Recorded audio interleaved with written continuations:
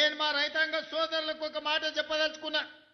కుట్రలు చేసేటోడు ఉంటాడు, కాళ్ళలో కట్టెలు పెట్టేటోడు ఉంటాడు, నల్లి కుట్లోళ్ళు ఉంటారు, నల్లి కుట్టినట్టే కుట్టి మంచంలో దాచుకుంటారు. మనం ఇప్పుడు గిన చేసుకోకపోతే ఇక జీవితంలో ఎన్నడూ రాదు.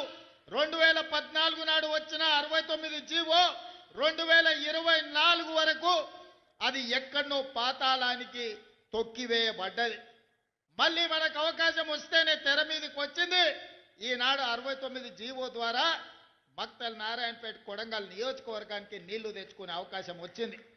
నేను చెప్తున్న దండు కట్టండి, గుంపు కట్టండి, ఎంబడుండి పని చేపించుకోండి.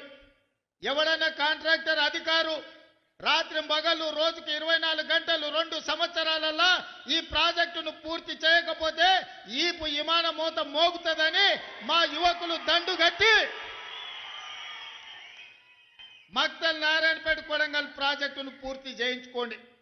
ఏ రాత్రి అయినా ఎన్ని కోట్ల రూపాయలైనా ఈ ప్రాజెక్టును పూర్తి చేయడానికి మీ సోదరుడు, మీ కుటుంబ సభ్యుడు, మీ పాలమూరు బిడ్డ తెలంగాణ రాష్ట్రానికి ముఖ్యమంత్రి ఉన్నాడు.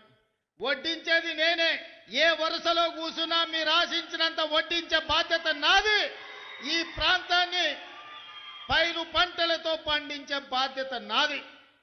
పాడి పంటలు పాలమూరులో పండాలి, ఈ దేశానికి ఆదర్శంగా ఉండాలి. దానికి మా యువకులు నడుము బిగించాలి.